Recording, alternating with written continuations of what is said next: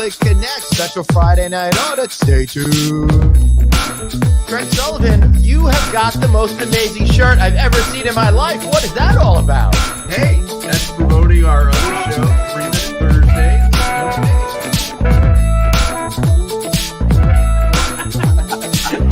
Holy shit, dude. What have we done? The mistakes that we're making right now, unbelievable. You're going to haunt us for years. Are you kidding me?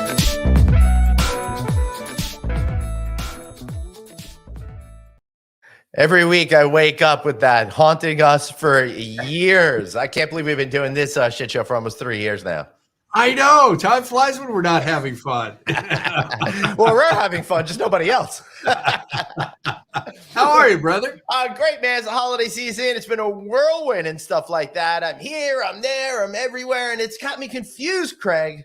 What time is it, buddy? It's time for you to welcome your boys home and have an audit. Yeah.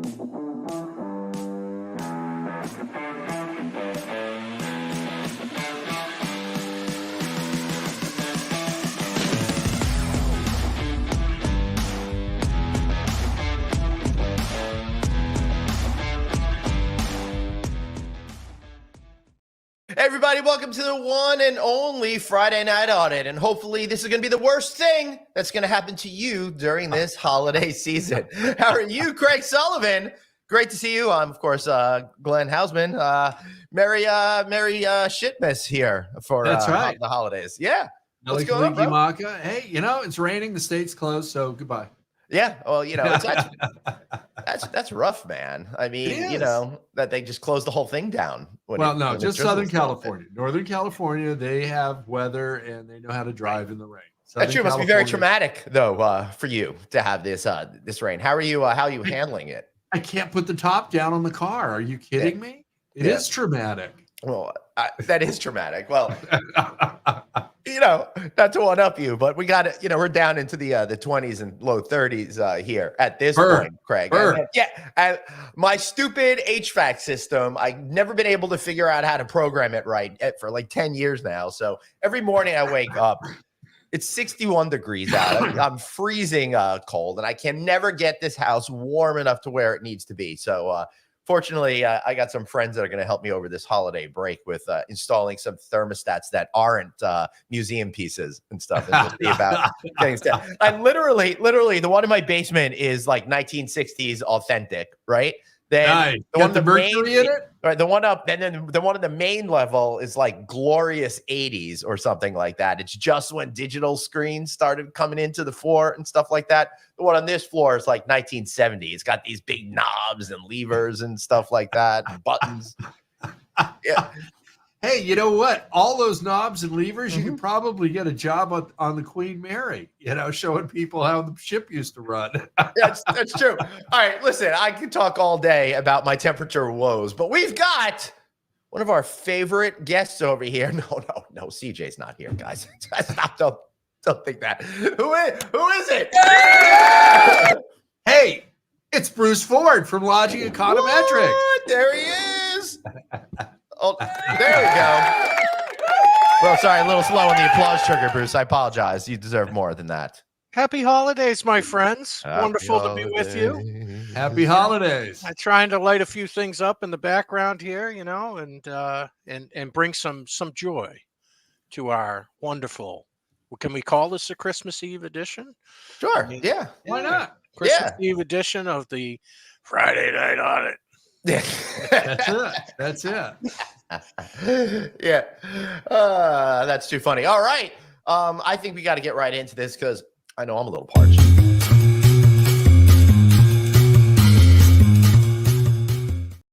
Bruce, what I love about when you come to the show is you're not like Craig and I. You haven't given up. We always drink beer now because we can't handle anything else. But you bring originality, you bring style, you bring real cocktails here to the Friday Night Audit. What are you drinking tonight? Well, so a favorite holiday cocktail of mine that's actually much simpler than many people think is we're going with the espresso martini tonight. Nice.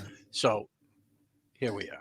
There you go. My homemade espresso martini. Hold on. We got special guest Amy Montgomery. Applause. Oh, Amy Montgomery. Our number one fan and favorite elf. Hello. How are you doing? Hi, Amy. Doing great, guys. I love your hat. Santa? Mary. How do you say your nas? Mele Kaliki Maka. Mele Kaliki Don't you know the Maka. song? That's Hawaiian for Merry Christmas. Yeah. I love it. It's their version of Feliz Navidad. Ah, gotcha. There we go. Feliz Navidad. Mele Kaliki Maka. So Bruce tonight, Ford. So espresso martini, buddy.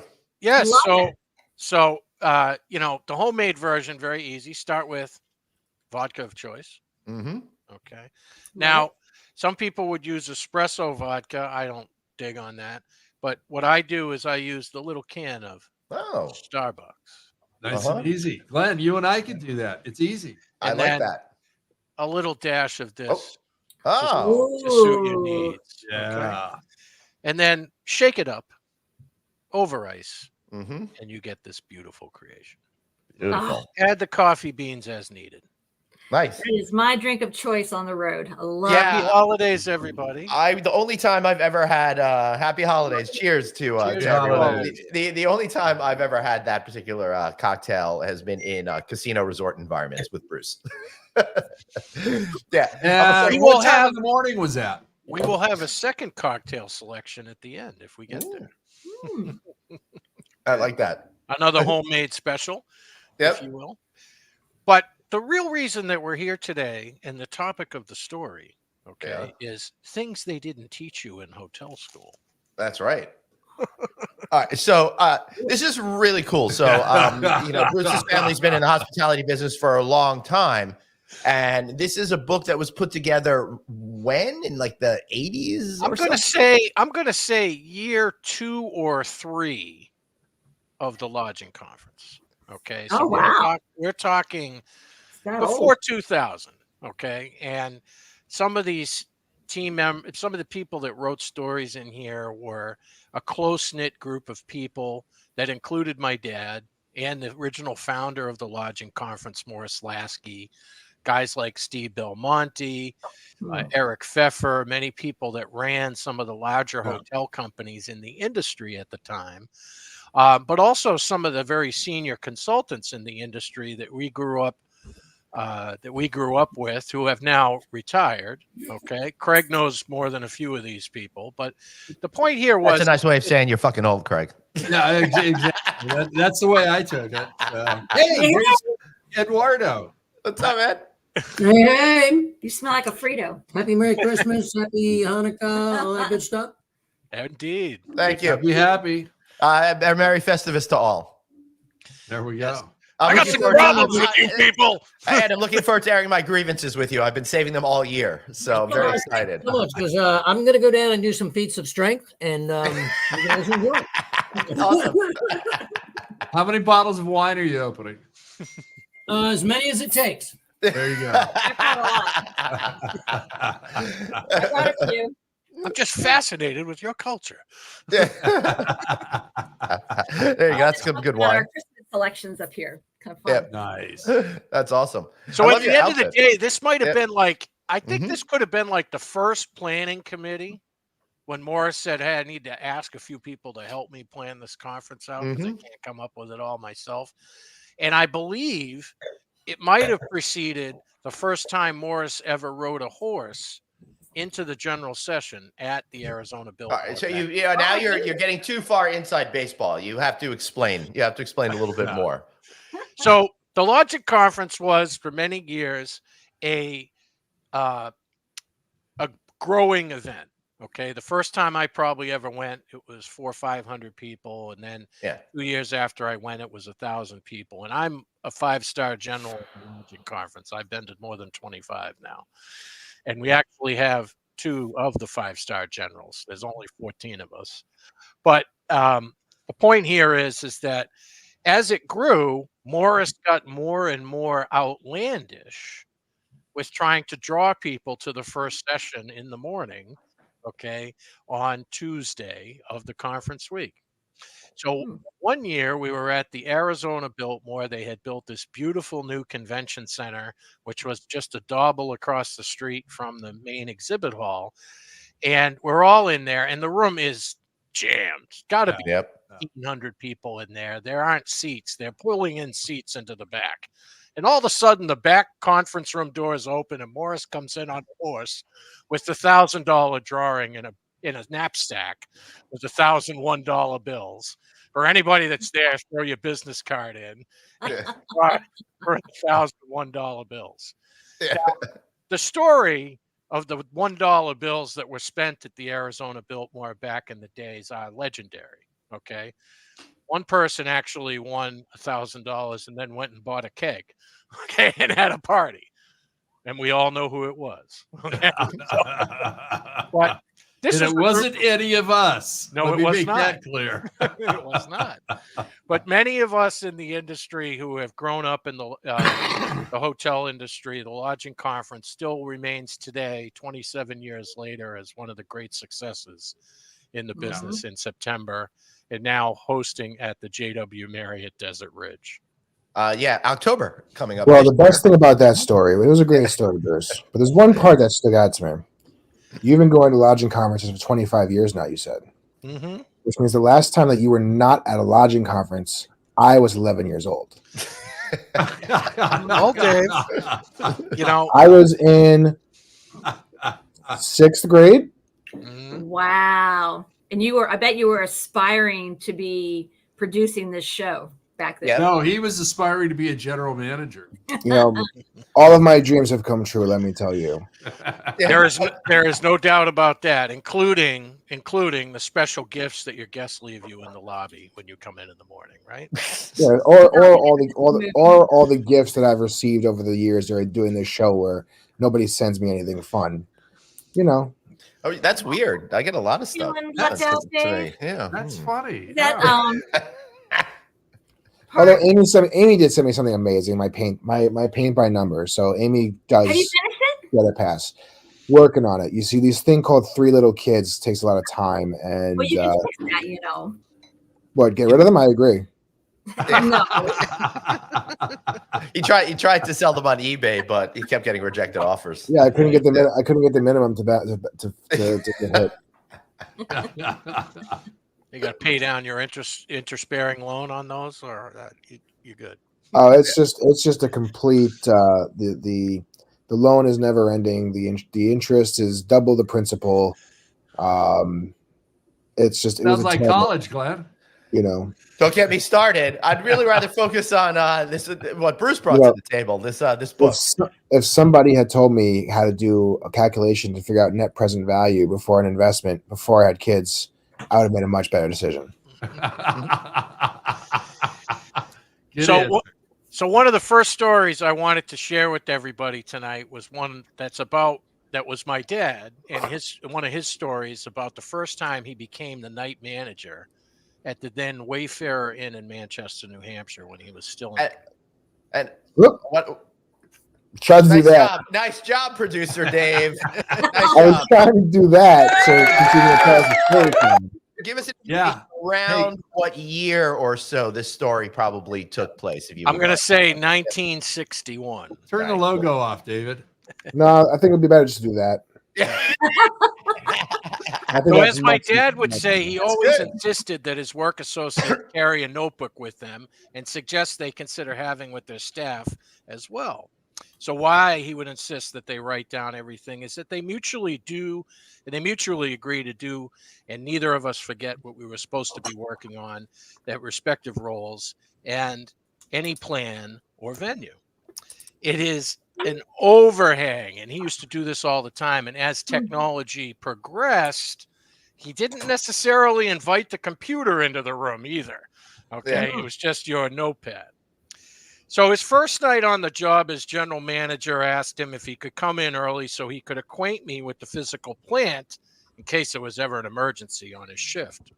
And I visualized a short tour of the inn, some general instructions, and to introduce to the assistant manager, and then the real excitement, which was working with the NCR to do the night audit. Okay.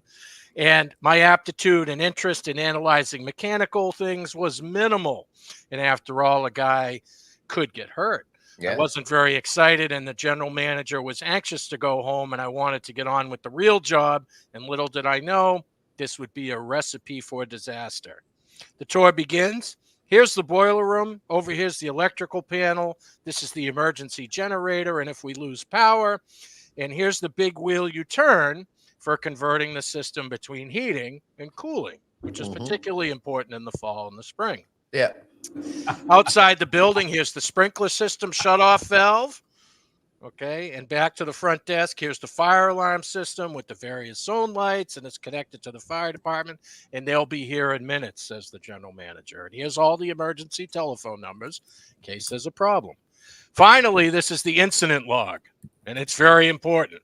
Make sure you write down in detail everything that's unusual nature that happens on the night shift so we can pick up on it in the morning.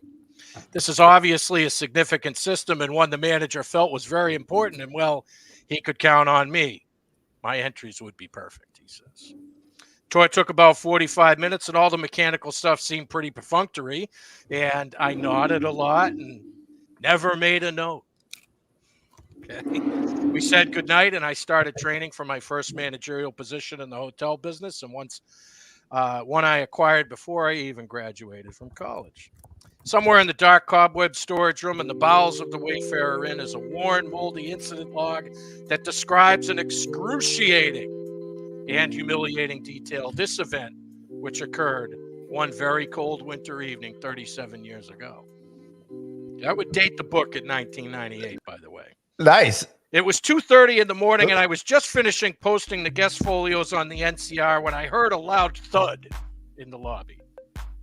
Now 20 feet away from me, I walked over, and on the floor, I found a 2-foot section of a cast iron pipe with a sprinkler head on one end and a giant knob of ice on the other end, and a solid ice throughout the pipe. A bit puzzled, I picked up, wondering where it had come from, and boy, it was cold to the touch. And like Dick Tracy, I looked up, quizzically concluded it fell from the ceiling where there was now a gaping hole. Very interesting. Surely seemed like an item for the incident log. And I remembered an explicit detail so that both the manager and the maintenance man would have all the information they needed in the morning. Reflecting back, it sounded like as Niagara Falls, and within minutes, the water supply from the entire sprinkler system erupted in torrents from the hole in the ceiling, wrenching the New England antique furniture and expensive carpets and flooding the beautiful lobby with dark, greasy, ice-clogged water full of antifreeze. I stood in amazement until the last drop fell.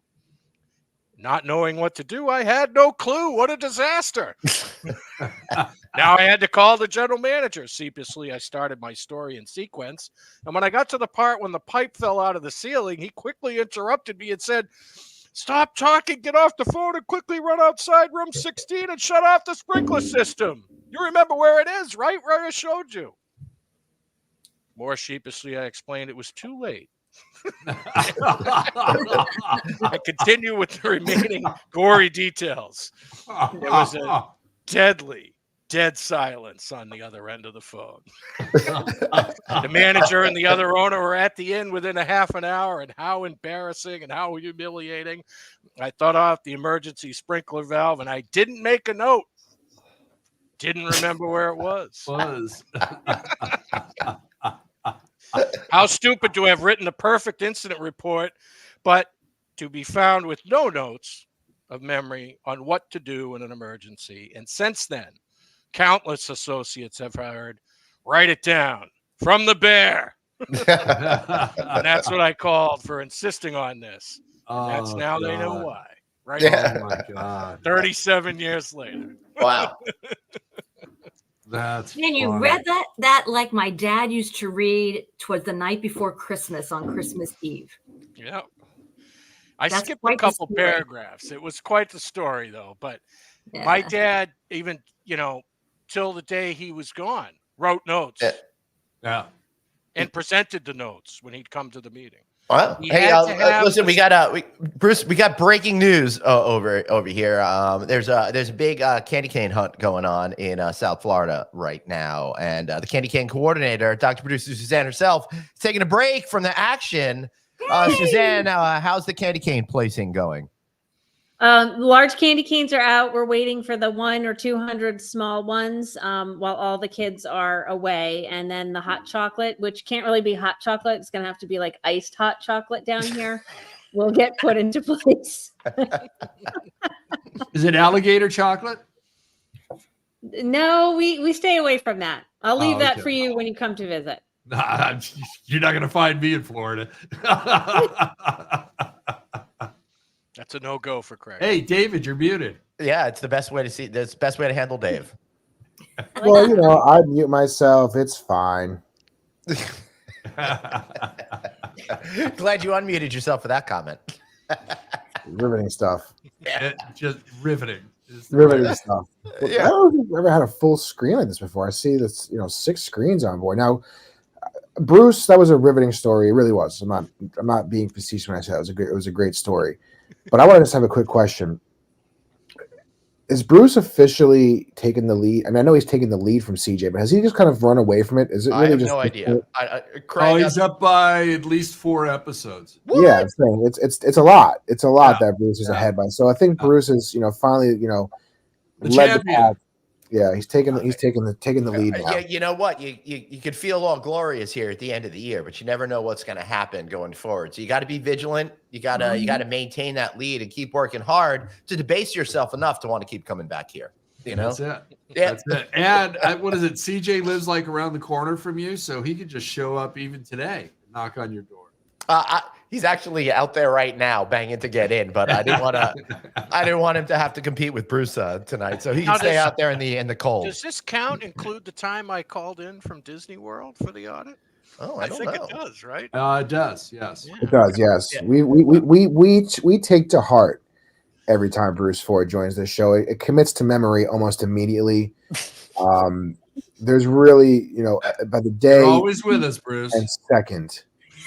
Because the Friday before the conference in Los Angeles, I'm going to go to Las Vegas. So should I call in from Las Vegas? You probably should. Yeah, you probably should. I think you just call in from every Friday at this point. There's a story in this book about one of our good friends that used to work as a towel boy at the Fontainebleau in Miami. Oh, and his dad used to manage the hotel. First of all, how apropos now that the Fontainebleau in Las Vegas has officially. Did you guys see the room service bill? Glenn's working there as a towel boy. Fiji waters and a coffee. What now? The room service bill at the new Fontainebleau for 2 Fijis and a coffee. $60. I 67. saw that. 67. Well, I think we've all paid the unfair rates of drinks in a Vegas hotel. Many times in our lives. You just sit at the bar and put money into the video poker machine. Yeah. You don't pay for your drinks. But to be fair, what do you expect? I mean, the room service that Annie ordered at frickin' JW for Click 2 years ago was like $90. Mm-hmm. When I got that bill, I was kind of like, what did you do? I wasn't even mad at them. I was mad at her.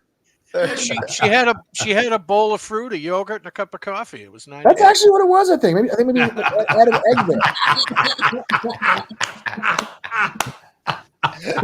there. He texted me during Click, and I'm like, she's like, I made a mistake. I'm like, what? She's like, I ordered room service for breakfast. I'm like, that's fine. She's like, it's $87. I'm like, what the hell did you order? And she's like, just eggs and fruit. And I'm like, champagne. There's a Starbucks a half a block down the street. Just go there. There's one in the lobby. What are you talking about? Well, that was the Starbucks too that me and Fox went to before Disney in February. See, I know that area very well now, Craig. I am. Just call me Checkout Anaheim, Mr. Checkout Anaheim. Which, by the way, I have a gripe with you too, sir. Oh boy. Oh boy. Uh-oh. Oh boy. You have the nerve. You have the nerve to call yourself Mr. Checkout California. The nerve to call your conference California Lodging Investment Conference. The nerve. All things hospitality in California. And you don't even know what the hell Glenn County, California is? You should know about every county in California, Craig. You are selling false promises. All 28 of them. I should every know. single one. You should know every town, square mile, every little detail, real estate property value, tax assessments. Well, that's how you can check out California. As soon as the sponsors come on board to fund Check Out California, and we're on the road, we will have all those details. I mean, like, as a New Yorker, I know we have Albany County, Allegheny County, Bronx County, Broome County, Cattaraugus County, Cayuga County. I could go on with all 62 counties, but I don't. I'm not. I could tell you the exact placement of a car wash in Rome, Verona, New York. I'm not even kidding you. I don't think you are, but that's also sounding very sad, David. Yeah. That is sad. But B to the F. This is such a cool book. I want to hear. I want to hear another story, and I know that Craig's got one, and I've got one. Plus, stay tuned because soon we're going to have our annual celebration of Christmas songs written by Jews. So I'm excited for that. Stick around. Well, I still need to hear before we end today. I want to hear about your Jewish Christmas plans. That's our yearly routine. Yeah. Well, we're going to do all of that, so it'll be very exciting. But Bruce, what's the next story? If you have time, you should play Ed's "'Twas the Night Before Christmas" YouTube video. Oh yeah. We'll get banned. We can't do anything on YouTube where the YouTube police come and punch Glenn in the face. Yeah, it's not nice. Sorry, I'm like during the winter, I've got my refrigerator over there. Yeah, so I got to go grab another beer over here. Well, let's do that Fontainebleau story. Hold on, Brucey. Before you go to that story, can you tell people real quick, and we'll do this a couple times, where can people get this book? I'm not sure this book is in print. You can't. Okay? Oh, okay. There's only 7 copies, I think. Yeah. This book was buried in my dad's personal items at his house. Okay? And why the hell didn't you guys send me this, 10 years ago before I got in the hotel? So, I would have known better. I'm actually going to give you a choice, okay? We can tell a story told by Bjorn Hansen. Yep. Or we can tell a story told by David Schwartz. Which one do we want to do next? I want your Fontainebleau story. Oh, I think Bjorn. All right. You think Bjorn? Glenn, you're the deciding vote. No, I mean, you want to go down the Fontainebleau route, so let's go there. Our friend David Schwartz, Miami Dolphin fan, I'm sorry, but, big game for you this weekend. At the tender age of 8 or 9, I had my first job in the hotel business as a towel boy on the pool deck at the Fontainebleau Hotel in Miami Beach. Primarily, my job was to give out towels to the guests and cover their chair loungers with the largest and fluffiest beach towels I'd ever seen. And to this day, they don't make them like that anymore.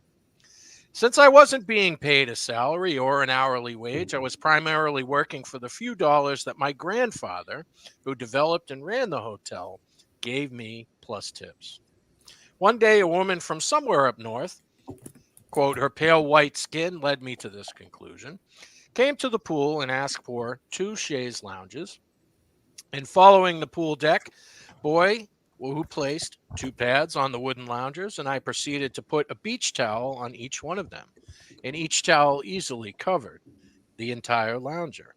The woman sat down and instantly remarked how soft and large and colorful the towels were. She gave me a $5 tip, and as she pressed it into my hand, she then proceeded to ask me how many of the towels would fit in her large suitcase. Being a naive young child, I guessed at the number 5. She then remarked, well, I'll be needing 3 more at the end of the day, please.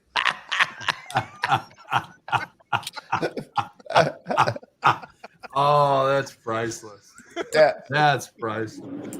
Oh, my God. So that's one of those that they didn't tell you before you got into the hotel industry. That's like your free beer hour at your hotel, right, Dave? Oh, yeah, tons of that. Yeah. Tons of those going on here. Glenn, how many ashtrays have you taken from hotels? None in the last 15 years. Yeah, I haven't seen an ashtray in forever. Yeah, I remember being once at the Beverly Hilton like 6 or 7 years ago, and stepping out onto the balcony, and there was an ashtray there. I'm like, what is this? I haven't seen one of these things in forever. Yeah. So, Craig, you got a story to read real quick, right? Yeah, I do. Let me find my glasses. So again, this is from a private publication of the things they never taught me in hotel school. A collection of laughable real-life stories from leaders in today's hotel industry, circa 1998. So when do I get my inside copy? You don't. Well, I've got one of these, little binders on it, and I think I'm going to have to pop this baby off because I mean, talking 1998, we barely had computers that could have files saved back then. So Dude, that's got Kinko's all over it there. Yeah, that's what you think. That's what it's going to take. So depending on when you'll get a gift from me soon enough. Thank you, Bruce. Depending on when in 98 that was, I was also 11 years old or 12, depending on the time of the year. Dave, you've just never grown up. No, agreed.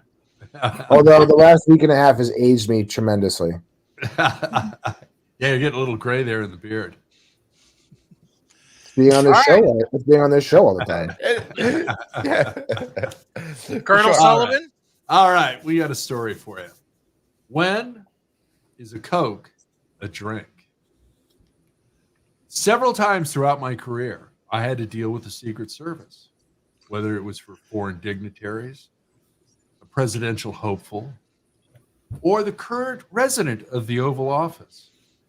I had plenty of experience. As a young man in college, the Secret Service became quite friendly with me as they stayed at a beach resort by us in Key Biscayne.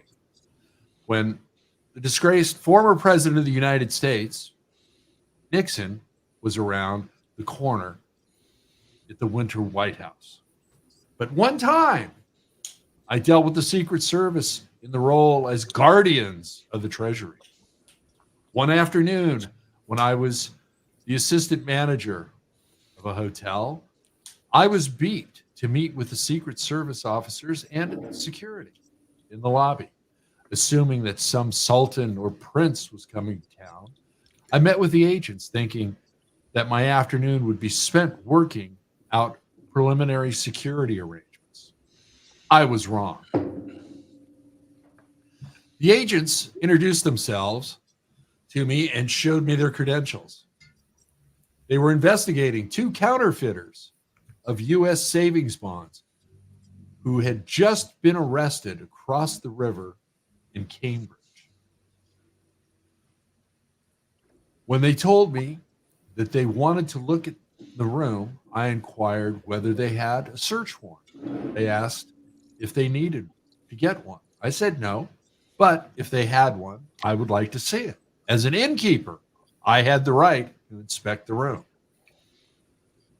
The two suspects were male and female and had obviously been on a shopping spree. He had new suits from a men's store across the street. She had a closet stuffed with new clothes, still in garment bags. The security officer and I stayed out of the way as the two agents undertook their search. One of the men was inspecting a large jar with white powder and was dipping his finger into it and tasting it. After doing this several times, he asked his partner to taste it. His partner too tasted it 3 times and couldn't determine what it was. The partner turned to me and asked if I knew Coke. I exclaimed, innocence. I told them I couldn't tell Coke from Pepsi. They again asked me to taste it. They handed me the jar. No, that's I innocence. looked at the label on the jar and pointed to it. It's powdered douche, I said. You should have seen those two turn green.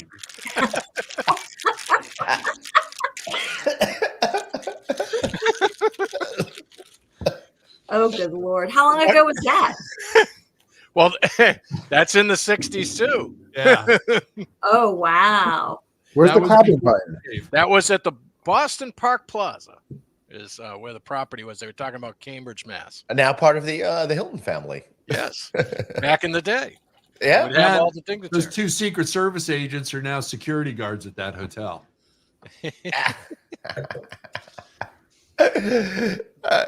That's too funny. All right, so I got a real quick one that I would like to throw in there, and this one is from Bob Hazard. At the time, he was chairman of the Creative Hotel Association, but he was the former chairman and CEO of Choice Hotels back in the day. Whatever happened to that company? You have anyone here from them? Don't know. Don't hear much about them anymore. No. Yeah. Anyway, Bob says one night at 3 a.m. the phone rang at home. Half asleep, he answered the phone.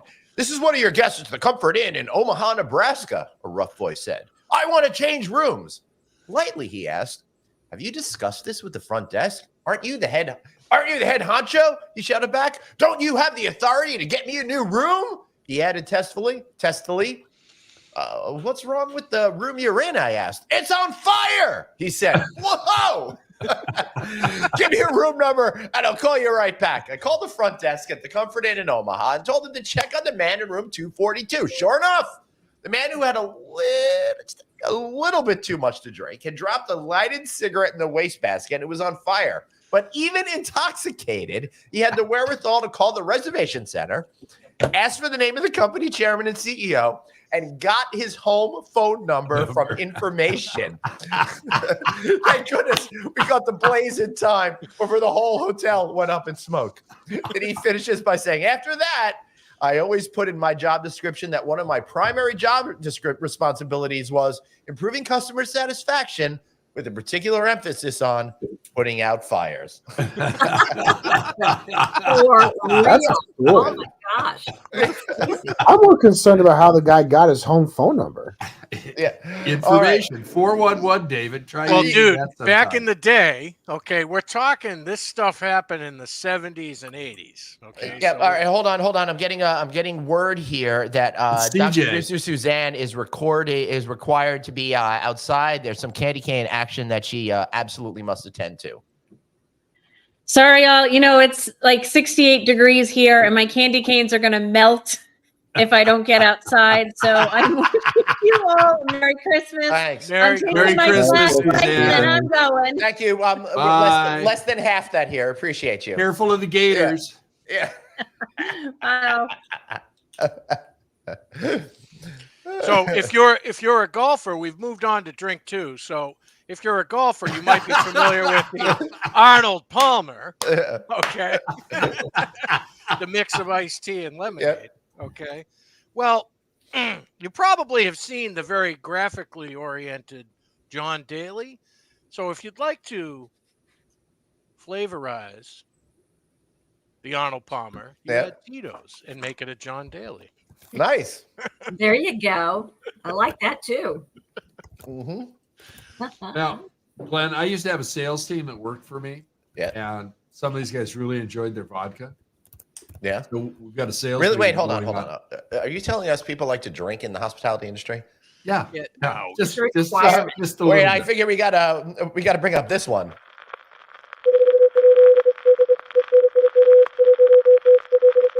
News, breaking news. People like to drink in the hotel. You know, I think it's 50-50 drinking and smoking now. So. Although what people are smoking has completely changed. Right. Yeah. It's not lit cigarettes in the trash can. Very true. So you Yeah, have a Glenn? couple of recipes to bring to the next sales meeting, Craig? No. I don't drink vodka anymore. And neither did my sales reps after our meeting, our Monday morning meeting, because I told them, I said, look, you guys like to drink and that's fine, but I'd prefer that you drink whiskey or scotch or something else because I want people to know that you're drunk and not stupid. So, Well, I could buy that. That's great. Now, one of the things that I love about Christmas is that I don't have to go visit friends and family. And Chinese food, that's your favorite thing. Don't Hell lie. yeah, dude, bro. We're gonna get there. We're gonna get there. Oh, what, Chinese food? About your Jewish dinner. Yeah. Well, are you ready? Should we do a brand new segment, an annual tradition actually here over at Friday Night Auto. It's something that I'm proud to present every year, and I'm talking about.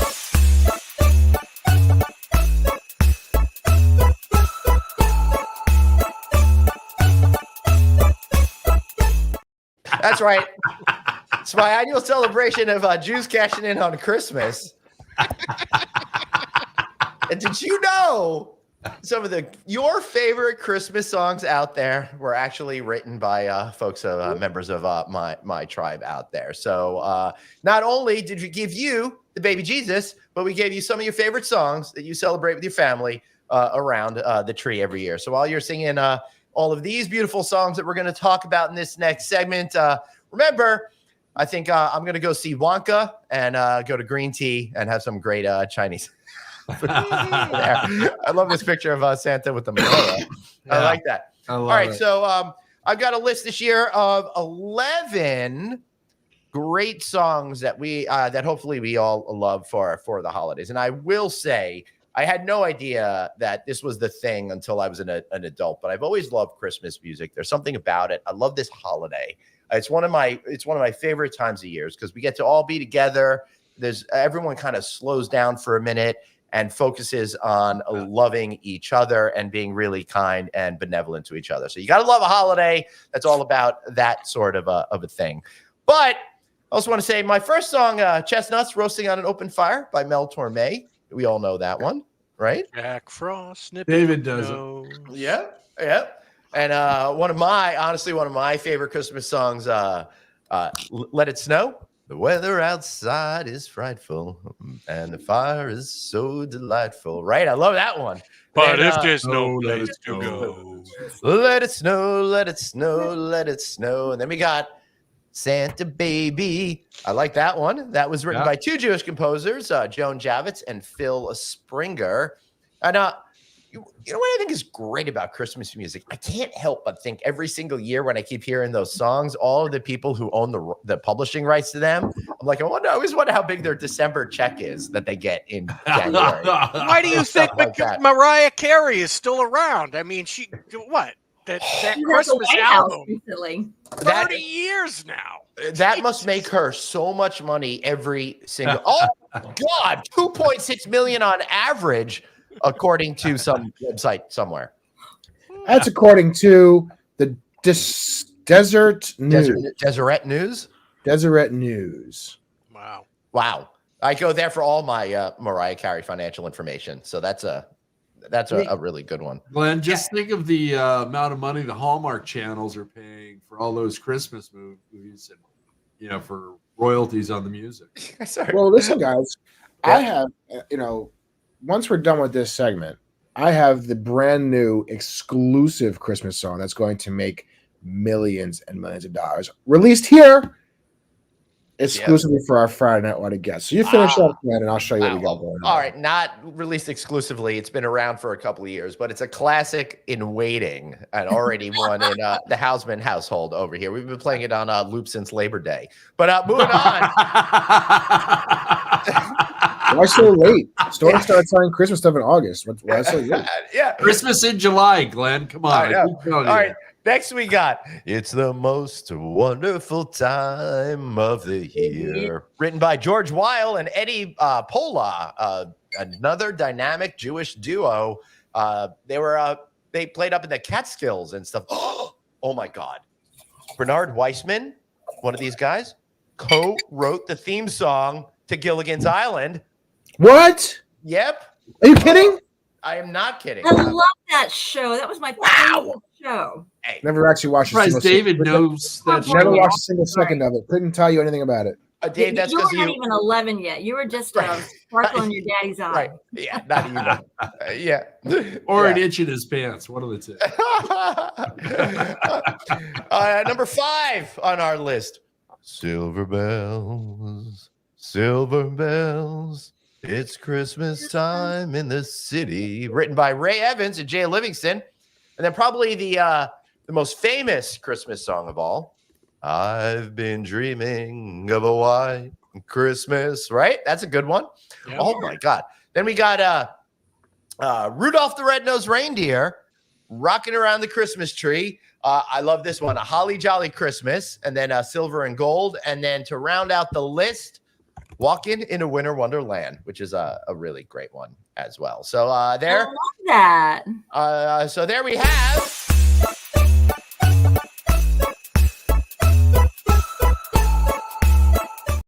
Maybe.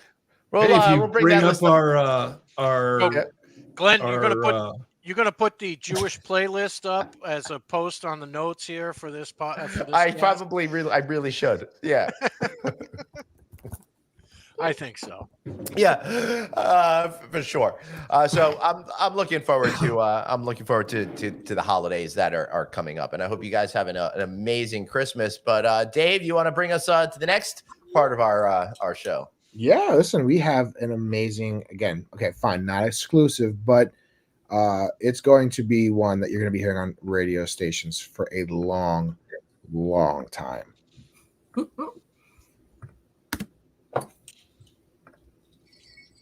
Oh, this is good. We could avoid Ed's copyright takedown by us doing commentary over it and stuff like that, right?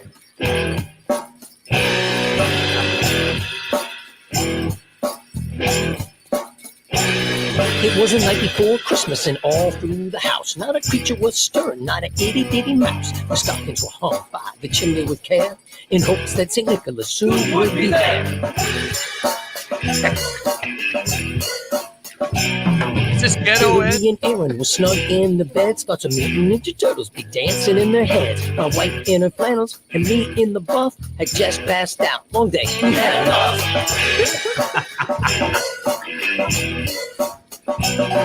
When banging, clanging out on the lawn, staring at the ceiling, what is going on? I ran to the window, looked through the glass, saw it fly by, said, kiss my...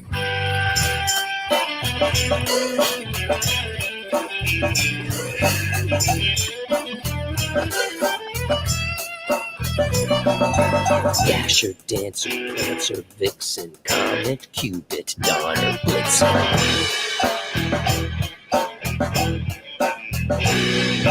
1, 2, 3, 4, 5, 6, 7, 8 flying reindeer hauling this crate. Ain't no doubt I knew who it was. Check it out, kids, it was Santa Claus. Santa Claus, I said Santa Claus. Old fat guy in a big bright suit with a fluffy white beard and big black boots. Under the moon, he flew with the zoom. Then I heard a big boom, he was in my living room.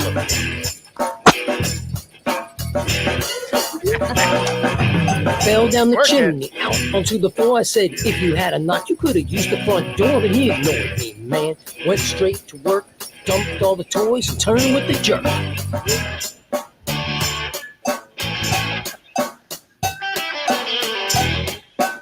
All right, we're going to get nailed on that one with you, too. He put a finger to his nose and then spun around. Shot back up the chimney, he was getting out of town. So I ran to the window, looked into the night, just in time to see him flying out of sight. But before he left, he had one thing to say.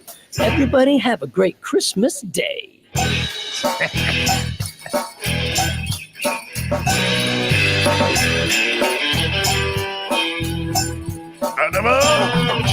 Everybody have a great Christmas day.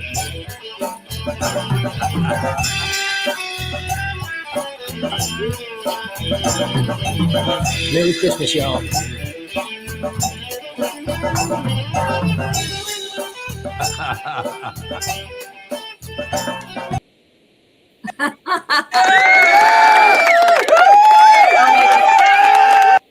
We had so much fun making that. Those were Ed's fraternity brothers from Virginia Tech. ATO was a fraternity. And they came down one weekend and we decided to, because he'd been rapping that song to his kids since they were really, really little. And there's a forward and an end of that that's really kind of cute with his daughter and son. But yeah, we were up to like 3 o'clock in the morning drinking and just having a good time. The studio that we recorded it in is just down the street at Savage Mill. So we're able to, walk down there and stumble home, which was great. There you go. That works. Awesome job. Thank you for playing that. That's so much fun. That was great. That was the best part of the show. I don't know. Bruce's Bruce's stores were good too. Yeah. So maybe can I add one more story about my first experience at managing a hotel? Oh my God. Yes. Please. So I'd worked for the company for 3 months. I like that picture. And we were running the Eastland Hotel in Portland, Maine, which is another classic that my dad used to run many years before that. And so Dad's come up and he said, look, we're going to take over this hotel. You should come up, get some experience. Why don't you come up for the weekend? You know, you work at the hotel for a week or something. You give you a room there and there. And Portland's only an hour from where I live. So I said, okay, sounds cool. So I go up to the hotel and I'm getting the tour and, you know, training up and everything like that. And I think the GM was going away for the weekend. So I was not in charge all weekend, but I was for the nighttime. And the first night that I was there, that famous band Fish was in town. No way. So the Eastland Hotel was the biggest hotel close to the then called Cumberland County Civic Center, or the 4C, if you will. And they make great breadcrumbs too, by the way. They do. And so I'm in the hotel and, you know, they said Fish is in town. And I'm like, oh, no. And I had never really, and even at that point, I'm out of college, but I had only heard Fish a couple times. Okay. So it wasn't really my thing. I was more of a deadhead. Yeah. And so I walk into the hotel. I'm kind of standing behind the desk, and I'm not really doing at the desk because I still really haven't learned how to do that. But I'm just kind of the manager on duty, if you will. And I see two kids, couldn't have been more than 16, walking through the lobby, got a big case of beer over their shoulder and everything like that. And I'm like, oh, all right, let's see what's going on here. So I walk into and I just walk into the elevator with them, and I'm like, okay, I'm going to need to see your ID and your ID. And I said, you guys are going to the same room, right? I said, okay. Well, my dad, he can't consume any alcohol in the hotel. And if he comes back drunk, we're going to call the cops. I said, he can't, you know, you can't be facilitating it. He's not going to drink, sir. Okay, fine. All right, fine. Then about a half an hour later, I'm walking through the hotel and the whole place smells like weed. Okay, I mean the whole hotel. That's weird. That's weird. I couldn't believe it. Happened. Okay. Wow. Every that never happens to you, right? Every entrance in the hotel was attempted to be compromised that night. No one wanted to walk past the front door because you had to walk in the front door right past the desk and onto the elevators. And these elevators were so classic, they actually had a spot to have an operator on them. And so I sat in the elevator after the concert went out, just sitting in the elevator, running the elevator up and down. Man. So that was my first night as the night manager. That's hysterical. One to remember for sure. Oh, that's funny. I can't believe that story's never come up before. Yeah. No, you were too drunk. No, I thought he was too drunk. He was participating in too much of that fish fun. Yeah, you know, I've told it to Glenn before, but he might have been drunk. Well, listen, guys. I'm sure. It's coming up on 6 o'clock already, and we still have a very important conversation to have. We do. We need to know what's going on, because let me tell you guys, I am dreaming of a Jewish Christmas. So what are the plans, Glenn?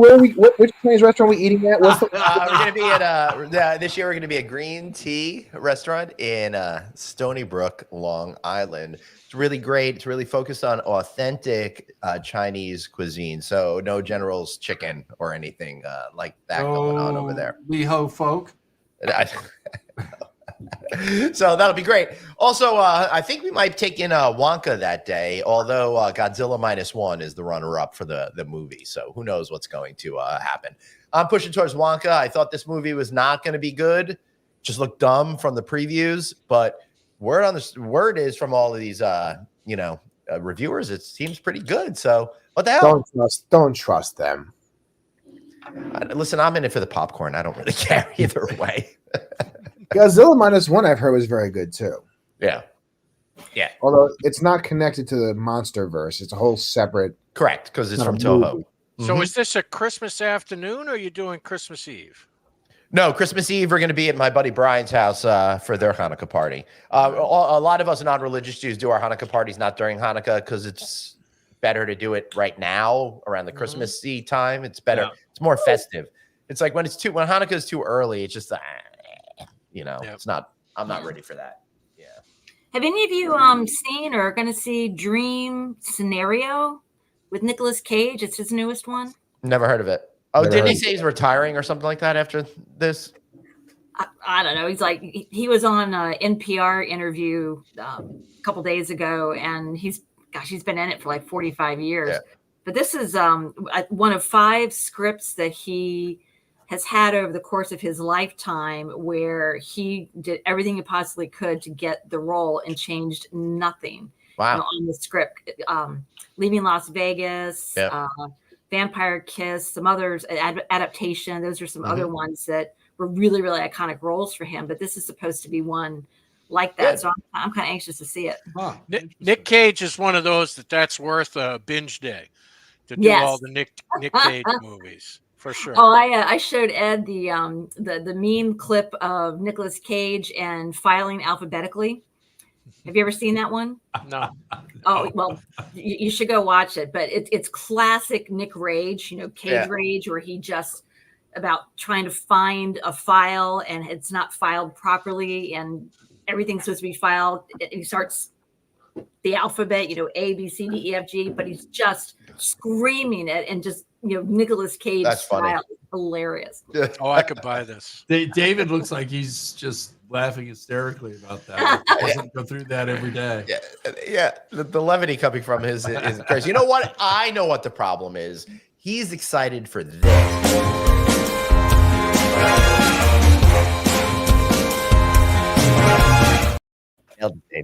I was honestly, as a kid on Christmas morning, just trying to be quiet, contain my excitement. But we are finally here. It's Christmas morning. The guests are here. Let's do this. Amy, let's start with you. You got a shameless plug tonight? Shameless plug. Not really. Company-wise, I work for a construction company. We do fun stuff like that. But I am so excited to spend Christmas with my grandbaby.